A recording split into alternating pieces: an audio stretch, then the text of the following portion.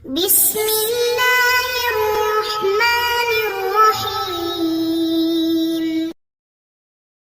علیکم ورحمۃ اللہ وبرکاتہ. اعوذ باللہ من الشیطان الرجیم. بسم اللہ الرحمن الرحیم.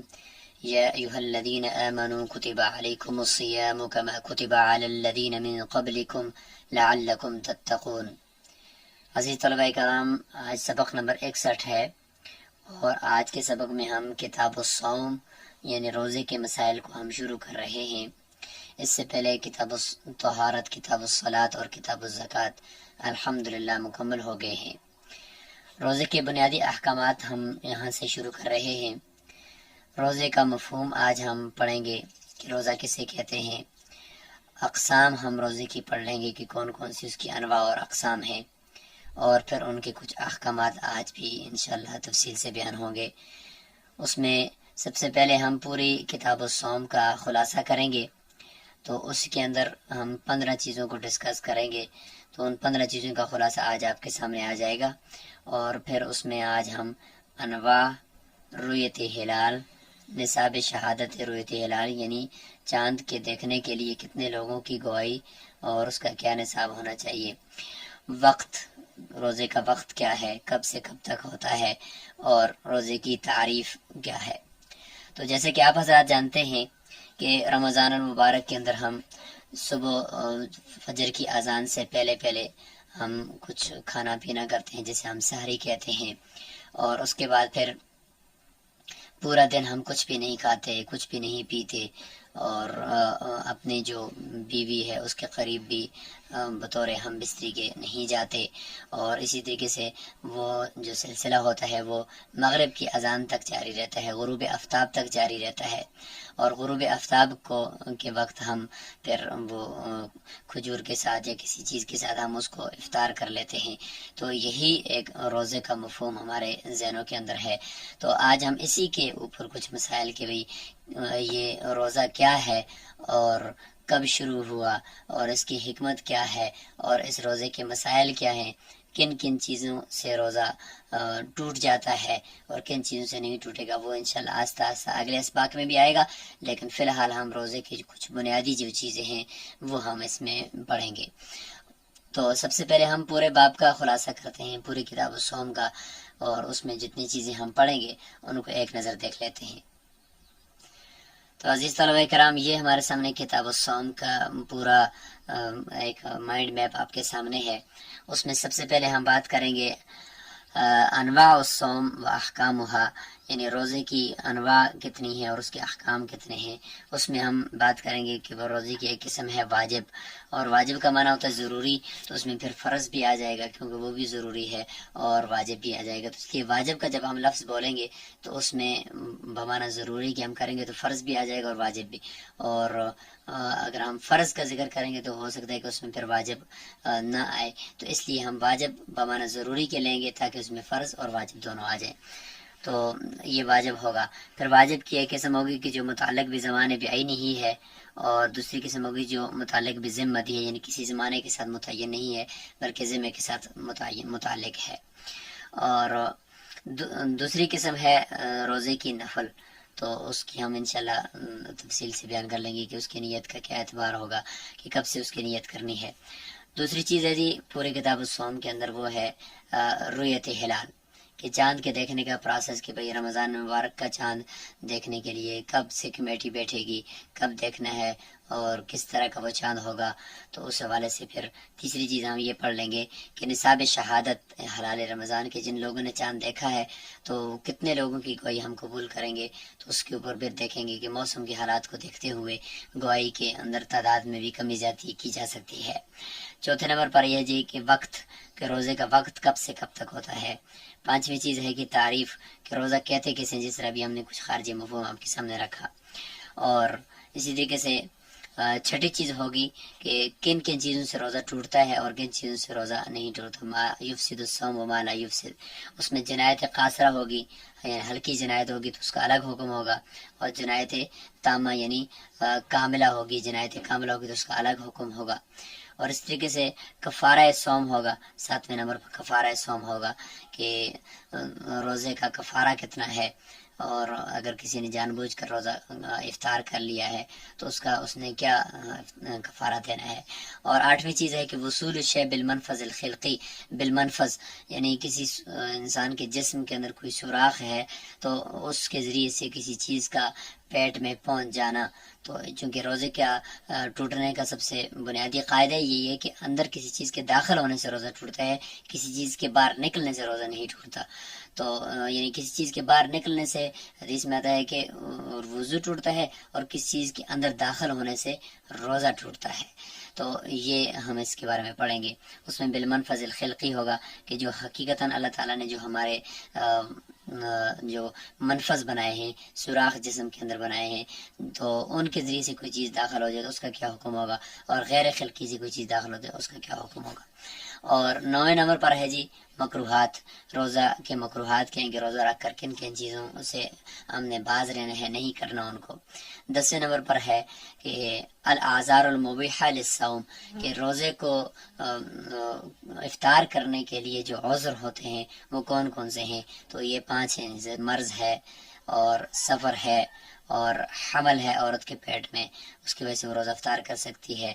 ارضاء ہے کہ دودھ پلانے والی عورت ہے تو اس کو دودھ پلا رہی ہے، اگر وہ دودھ بچے کو پلا رہی ہے تو اس کو دودھ پلانے کی وجہ سے وہ روزے کے اندر اس کو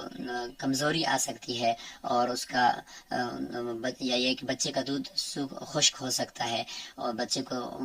جو پراپر خوراک ہے وہ نہیں مل پائے گی، تو اس صورت میں اس کو روزہ افطار کرنے کی اجازت ہے۔ اور 5ویں نمبر پر ہے جی الحرم، بڑھاپا، المفنی، جو شیخ فانی جسے ہم کہتے ہیں کہ ایسا بڑھاپا ہے کہ جس کی وجہ سے اب وہ اس کی صحت خراب ہو چکی ہے، اور کمزوری اور نقاہت اس کو آ چکی ہے، اب وہ دوبارہ ٹھیک ہونے کے اس کے چانسز نہیں ہیں، تو اس میں پھر اس کو روزہ توڑنے کی اجازت ہے۔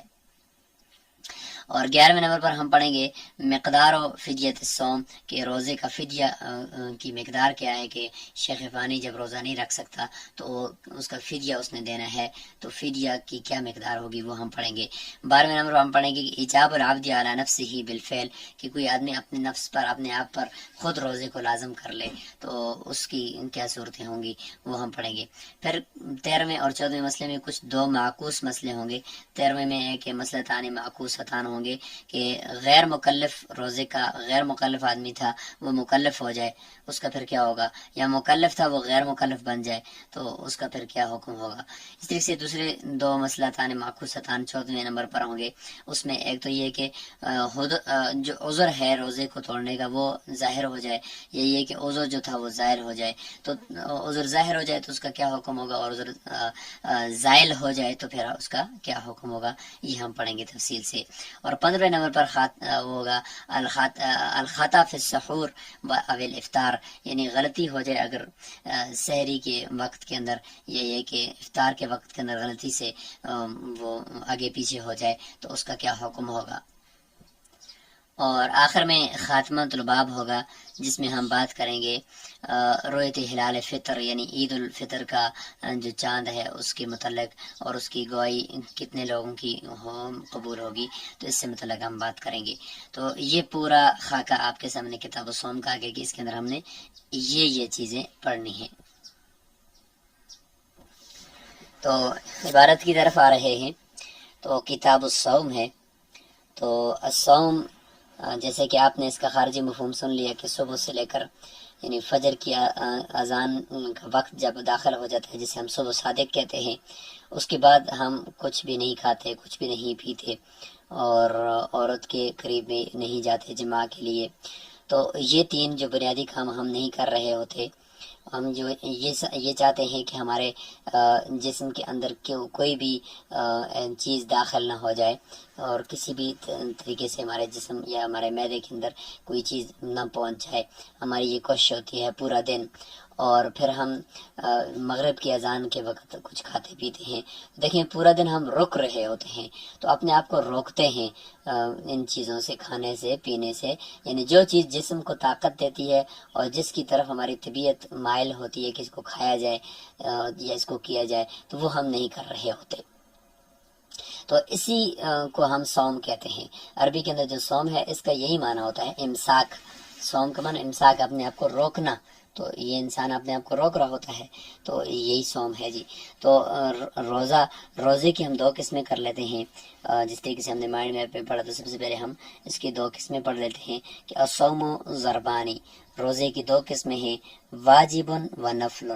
واجب اور نفل۔ تو بتایا گیا کہ جیسے کہ واجب یہاں پہ بمانا ضروری کے ہے، تو لہٰذا اس کے اندر فرض بھی آ گیا، اور اس میں واجب روزے کوئی اپنے اوپر متعین اپنے اوپر کر لیتا ہے کہ بھئی میں نے میرا یہ کام ہو گیا تو میں اتنے روزے رکھوں گا، تو یہ نظر ہے، یہ بھی واجب ہوتی ہے۔ ونفل، واجب ہے اور نفل ہے۔ فالواجب ضربانی، پھر واجب کی دو قسمیں ہیں، منہ ما یتعلق بزمان بعینہ، ان میں سے ایک قسم وہ ہے جو متعین زمانے کے ساتھ متعلق ہے۔ وہ کون سی ہے؟ کصوم رمضان، جیسے کہ رمضان کا روزہ ہے، تو رمضان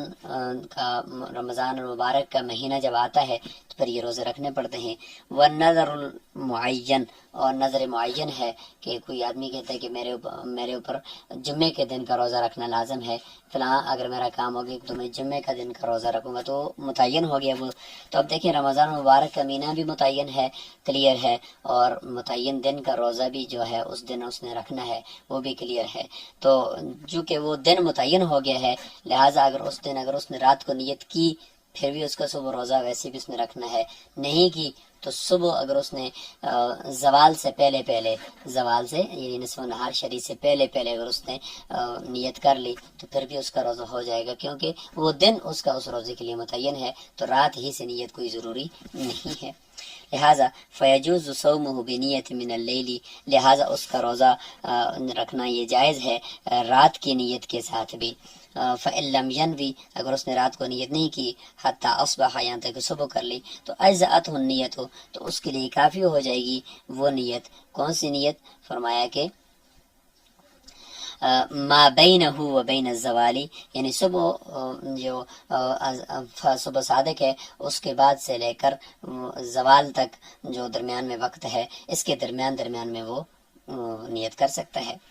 یہ ہو گیا پہلی قسم، واجب کی پہلی قسم۔ والضرب الثانی، اور واجب کی دوسری قسم، ما یثبت فی الذمتی، جو ذمے میں لازم ہوتے ہیں، جن کا رکھنا ذمے میں لازم ہوتا ہے، اور سامنے کسی وقت کے ساتھ ان کا تعلق نہیں ہے، کسی زمانے کے ساتھ ان کا تعلق نہیں ہے، ذمہ داری میں آ گیا ہے، آپ کے ذمہ داری میں ہے، جب بھی رکھے لیکن رکھنا آپ نے ہے، اس کو کہتے ہیں ما یثبت فی الذمتی۔ جیسے کہ قضاء رمضان، جیسے کہ رمضان کا روزہ ہے، جو رمضان کے روزوں کی قضا ہے کہ رمضان کا روزہ آپ سے چھوٹ گیا تھا، اب آپ نے اس کی قضا کر رہی ہے، تو اس کے لیے کوئی دن متعین نہیں ہے، جس وقت بھی آپ رکھے۔ والنذر المطلق، اور نظر مطلق ہے جی کہ میرے اوپر 10 دن کے روزے رکھنا لازم ہے اگر میرا فلاں کام ہو گیا تو۔ اب یہ 10 دن کے روزے کوئی متعین تو نہیں ہے کہ بھئی 1 سے لے کر 10 تاریخ تک، یا 1 جولائی سے 10 جولائی تک، یا 1 شوال سے 10 شوال تک، ایسا کچھ بھی نہیں ہے، بلکہ اس نے کہا کہ بس 10 روزے رکھنے ہیں زندگی میں، جب بھی مطلب میں رکھوں، تو یہ نظر مطلق ہے تو یہ بھی واجب ہیں۔ دیکھیں رمضان کا روزے کی قضا کرنا بھی واجب ہے اور نظر مطلق بھی واجب ہے، لیکن وقت کے ساتھ متعین نہیں ہے، وقت کی ان کے اندر قید نہیں ہے، بس صرف ذمہ داری ہے، جب بھی رکھے لیکن رکھنے ضروری ہیں۔ والکفارات، اور کفارے ہوتے ہیں، جیسے کہ زہار کے کفارے میں، اور اسی طریقے سے قتل کا کفارہ ہوتا ہے، جس میں پھر یہ کہ 2 مہینے لگاتار روزے رکھنے پڑتے ہیں، یا جان بوجھ کر کسی نے روزہ کھایا ہے رمضان المبارک کا، تو اس میں پھر آگے ہم جا کر پڑھیں گے کہ اس میں اس نے 2 مہینے لگاتار روزے رکھنے ہوتے ہیں، تو وہ پھر اس نے رکھنے ہیں۔ تو وہ جو کفارے کے روزے ہیں تو لگاتار رکھنے، چاہے جب بھی رکھے، زندگی میں جب بھی رکھے، متعین وقت نہیں ہے۔ تو یہ چونکہ ان کے لیے متعین وقت نہیں، تو ظاہر ہے کہ اب آپ کو خود سمجھ آ گیا پچھلی قسم سے کہ اس میں چونکہ جب دن متعین نہیں ہے تو رات ہی سے نیت کریں گے، تو تب جا کر وہ کل کا دن آپ کا روزے کے لیے متعین ہوگا نا۔ اگر آپ رات کو نیت نہیں کریں گے، صبح سحری کھانے کے بعد آپ کہتے ہو اور سحری بھی کھا لی، پھر بھی نیت کچھ بھی نہیں کی، اور دن کو جا کر کہتے کہ نہیں آج میرا قضا روزے کی نیت میں کرتا ہوں، تو یہ روزے کے لیے متعین وہ دن نہیں ہوگا، کیونکہ آپ کو پتہ ہے کہ یہ دنوں کے ساتھ یہ خاص نہیں تھی یہ قضا، بلکہ ذمے میں لازم تھی، لہٰذا آپ نے رات کو نیت کرنی تھی۔ فلا یجوز صومہ، لہذا یہ جائز نہیں ہے روزہ، الا بنیت من اللیل، مگر رات کی نیت کے ساتھ۔ رات کا مطلب ہے کہ سحری تک یعنی اذان صبح صادق سے پہلے پہلے جب آپ سحری کھا رہے ہوتے ہیں یا اس سے پہلے پہلے آپ نے روزے کی نیت کر لینی ہے. رات کا مطلب یہ نہیں کہ عشاء کے وقت کریں، عشاء کے وقت کرنا اور بہتر ہے، لیکن یہ کہ فجر کی اذان سے پہلے پہلے صبح صادق سے پہلے پہلے آپ نے اس کی نیت کر لینی ہے. فرمایا کہ وَكَذَلِكَ صَوْمُ الظِّهَارِ، یہی حکم زہار کے روزوں کا بھی ہے. زہار یعنی بیوی کو کہا کہ تم میری ماں کی طرح ہو، اس طریقے سے اس نے اپنی بیوی کو کہہ دیا. تو اب اس نے ظاہر ہے کہ اس نے اپنی ماں کے ساتھ اس کو تشبیہ دے دی ہے، تو اب بیوی کے قریب جانے سے پہلے پہلے اس نے لگاتار 2 مہینے روزے رکھنے ہیں. تو وہ بھی کسی وقت کے ساتھ خاص نہیں ہے، ان کے لیے بھی ضروری ہے کہ رات ہی سے نیت کی جائے. اور وَالنَّفْلُ كُلُّهُ يَجُوزُ بنیت قبل الزوال، کہ زوال سے پہلے پہلے کی جو نیت ہوتی ہے اس سے پہلے پہلے وہ نفل روزوں کو کی نیت کرنا درست ہے. یعنی رات سے کر لی پھر بھی ٹھیک ہے، اور دن کو اگر زوال سے پہلے پہلے اس نے نیت کر لی تو نفل روزہ البتہ اس نیت کے ساتھ بھی ہو جائے گا، اس میں مطلقاً ہے. تو واجب کے اندر ہم نے 2 قسمیں کر لی تھی. ایک دن میں بھی اس کی نیت ہو سکتی ہے یعنی متعین جس کا وقت ہے، جیسے رمضان کے روزے اور نظر معین، اور جن کا وقت متعین نہیں ہے تو ان کی رات ہی سے نیت یعنی سحری کے وقت سے یا اس سے پہلے پہلے نیت کرنا ضروری ہے. اور نفل کے لیے چونکہ کسی وقت کے ساتھ بھی خاص نہیں ہے، اور لہذا جس دن آپ نے روزہ رکھنا ہے نفل روزہ، تو اگر وہ دن کے وقت بھی آپ اس میں نیت کرتے ہیں تو احادیث مبارکہ میں آتا ہے کہ اگر نفل روزے میں آپ دن کے وقت یہ کچھ کھایا پیا نہیں ہے ابھی تک، تو آپ کہیں کہ بھائی آج میرا روزہ ہے، تو آپ کا وہ روزہ ہو جائے گا. تو یہ ہو گیا جی روزے کی 2 قسموں کا بیان، اور ساتھ ہی ان کا حکم بھی ہو گیا. اب آگے چلتے ہیں رؤیت ہلال کے مسئلے کی طرف. تو یہ یہاں سے رؤیت ہلال کا مسئلہ شروع ہو جائے گا کہ رمضان مبارک کا چاند بھی تو دیکھنا ہے. تو آپ یہاں پہ یہ بات غور سے سن لیں کہ شریعت مطہرہ کے اندر پیچیدگیاں نہیں ہیں، آسانی ہے کہ جس کو ایک عام آدمی بھی سمجھ سکے اور ایک بڑے بڑے سائنسدان بھی اس کو سمجھ سکے. تو شریعت میں تو معیار رکھا گیا ہے ایک آسانی کے اوپر اور قطعی اور یقینی چیز کے اوپر رکھا گیا ہے، اور ایسے گمان کے اوپر صرف فیصلہ نہیں کیا گیا. تو اس لیے شریعت نے یہ بتایا ہے کہ بھائی جو اسلامی مہینہ ہوتا ہے وہ 29 سے کم کا نہیں ہوتا اور 30 دن سے زیادہ کا نہیں ہوتا. لہذا 29 دن کا جو ہوتا ہے تو 29ویں دن آپ نے چاند دیکھنے کی ترتیب کر لینی ہے اگلے مہینے کی. لہذا 29 شعبان کو اگر آپ چاند دیکھتے ہیں تو اگر آپ کو رات کو چاند نظر آیا تو ظاہر ہے کہ چاند 18 گھنٹے اس کی پیدائش کو ہو جائیں پھر وہ نظر آنے کے اس کے امکانات ہوتے ہیں. 18 گھنٹے سے پہلے یعنی 18 گھنٹے اس کی عمر ہو جائے پھر وہ نظر آتا ہے. جب 18 گھنٹے نہ ہو، اس سے کم ہو، تو وہ عام طور پہ وہ یقینی طور پر ہم یہ کہہ سکتے ہیں کہ وہ نظر نہیں آئے گا. اور شریعت نے مدار بھی آسانی کے لیے وہ آنکھوں کی رؤیت کے اوپر رکھا ہے کہ بھئی آنکھوں سے آپ کو چاند نظر آ جائے تو آپ روزہ رکھو، آنکھوں سے اگر نظر آ جائے تو آپ عید کرو. صوموا لرؤیتہ وافطروا لرؤیتہ. تو یہ شریعت نے آسانی اس میں پیدا کر دی ہے. اب اس میں مزید ہمیں پیچیدگیوں کے اندر جانے کی ضرورت نہیں ہے. کیلنڈروں کے اوپر اور سائنسی تحقیق کے اوپر شریعت کا مدار نہیں ہے. ہاں البتہ وہ بطور شواہد کے، بطور دلائل کے اس کے لیے ہو سکتے ہیں، لیکن یہ کہ شریعت نے خود آنکھوں کے ساتھ دیکھنے کے اوپر مدار رکھا ہے. لہٰذا 29 کو آپ نے دیکھنا ہے. اگر آپ کو 29 کو چاند نظر آ گیا تو اگلے دن آپ نے روزہ رکھنا ہے، اور اگر نظر نہیں آیا تو اگلے دن آپ نے 30 دن پورے کرنے ہیں. یہی ہے کہ اگر آپ حدیث مبارکہ کے اندر بھی ہمیں یہی تعلیم ملتی ہے کہ اگر 29 کو نظر آ گیا تو رکھیں، دوسرے دن روزہ نہیں ہے تو پھر آپ دوسرے دن نہ رکھیں. تو اسی حوالے سے آج ہم تھوڑا سا پڑھ لیتے ہیں. وَيَنبَغِي لِلنَّاسِ أَن يَلْتَمِسُوا الْهِلَالَ فِي الْيَوْمِ التَّاسِعِ وَالْعِشْرِينَ مِنْ شعبان. لوگوں کے لیے مناسب ہے اور دیکھنا بھی ان کو چاہیے کہ أَن يَلْتَمِسُوا الْهِلَالَ کہ وہ چاند کو تلاش کریں اور دیکھیں فی اليوم التاسع والعشرین 29 شعبان کو من شعبان. فإن رأوه صاموا پس اگر وہ اس کو دیکھ لیں تو اس کو وہ روزہ رکھ لیں. وإن غم علیہم پس اگر ان کے اوپر وہ چاند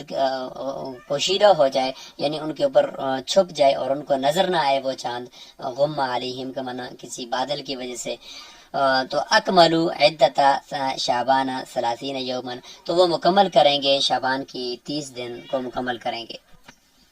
ثم صاموا اور پھر وہ 30 دنوں جو کہ شعبان کے مکمل ہو چکے ہیں تو اگلے دن پھر وہ خود بخود رمضان مبارک شروع ہو جائے گا اور وہ روزہ شروع کر دیں گے۔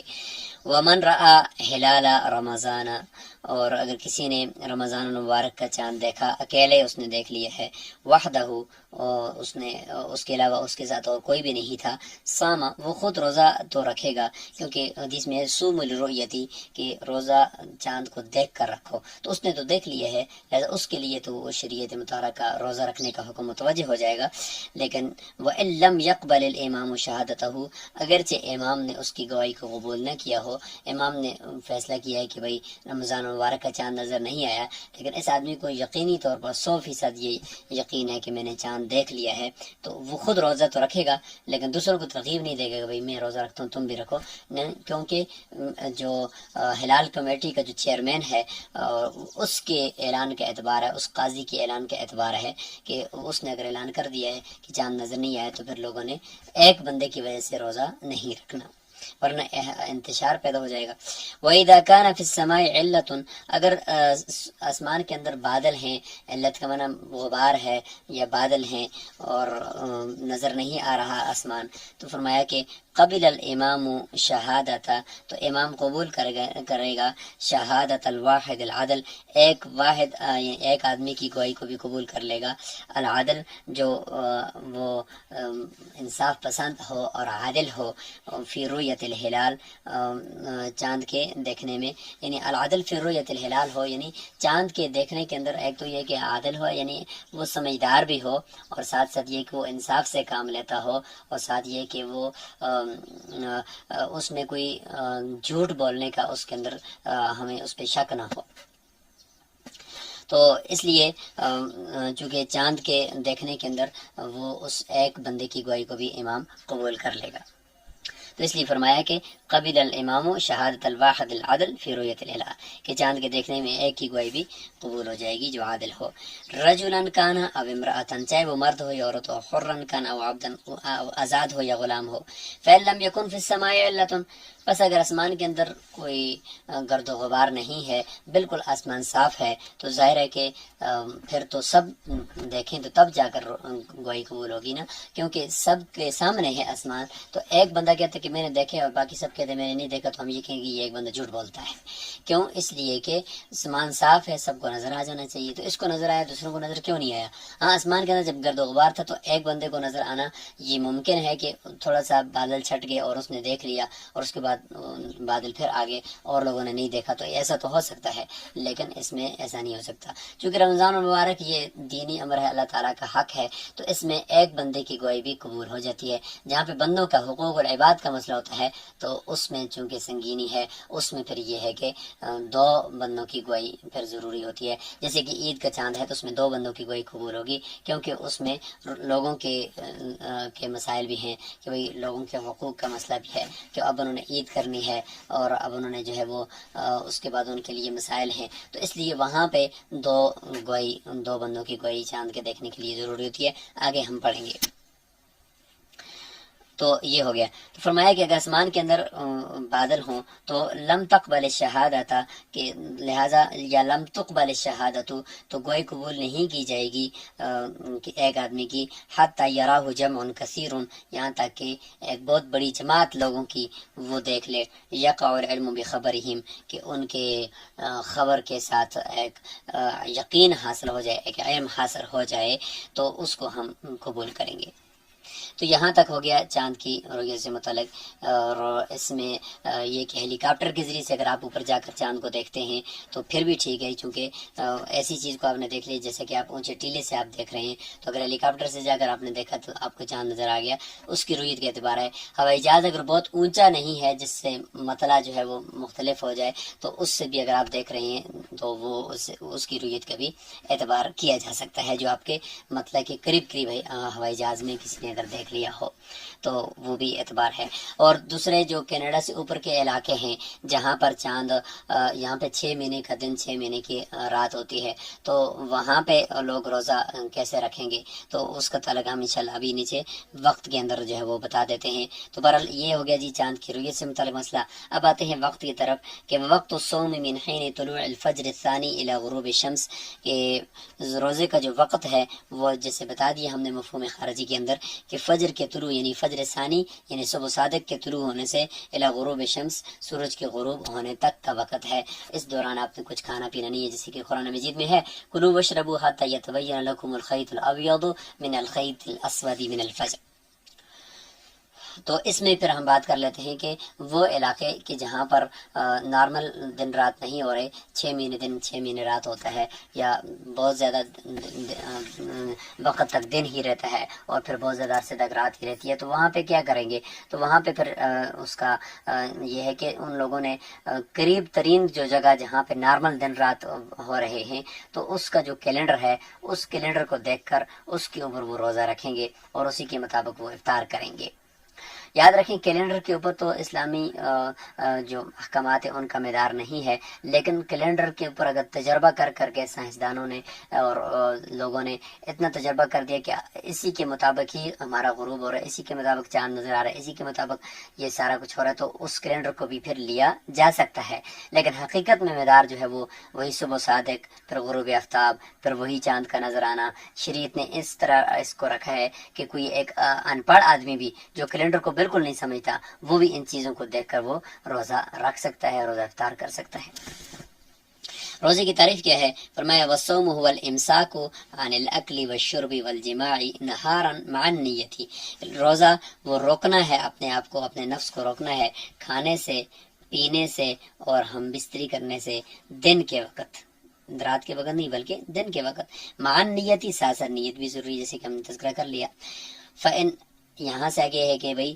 کن چیزوں سے روزہ ٹوٹے گا، کن چیزوں سے نہیں ٹوٹے گا، تو بس وہ ہم انشاءاللہ اگلے سبق کے اندر بیان کریں گے۔ آپ نے آج جو کام کرنا ہے وہ جو ہم نے خلاصے کے طور پر ابھی ہم کو بتا بھی دیتے ہیں کہ سب سے پہلے پورے کتاب الصوم کا خلاصہ کیا، خارجی مفہوم بیان کیا، پھر اس کی انواع اور اقسام کی اوپر بات کر کے نیت کے اوپر ڈسکس کی ہم نے، اور پھر ہم نے رؤیت ہلال کے اوپر بات کی، اور آخر میں ہم نے وقت کے اوپر بات کی اور روزے کی تعریف کے اوپر بات کر لی ہے۔ آپ نے پورے باب کا خلاصہ، پوری کتاب کا خلاصہ یاد کر لینا ہے کتاب الصوم کا، اور پھر ساتھ ساتھ رؤیت ہلال سے متعلق نیچے حاشیے کو بھی دیکھنا ہے، اور جدید کتب کو بھی اٹھا کر دیکھنا ہے کہ رؤیت ہلال کے اندر ہلال کمیٹی کے پھر مزید کیا کیا مسائل ہوتے ہیں۔ یاد رکھیں کہ ہلال کمیٹی کا جو فیصلہ ہوتا ہے، بے شک انہوں نے غلط فیصلہ دے دیا ہو، لیکن غلط فیصلے کا گناہ ان کو تو ضرور ہوگا، لیکن یہ کہ اگر ایک دفعہ انہوں نے فیصلہ دے دیا ہو تو پھر پوری رعایا کو، پورے ملک کے لوگوں کو وہ فیصلہ ان کے اوپر نافذ شمار ہوگا، اور وہ اسی فیصلے کے مطابق عید یا وہ رمضان کو شروع کریں گے۔ السلام علیکم ورحمۃ اللہ وبرکاتہ۔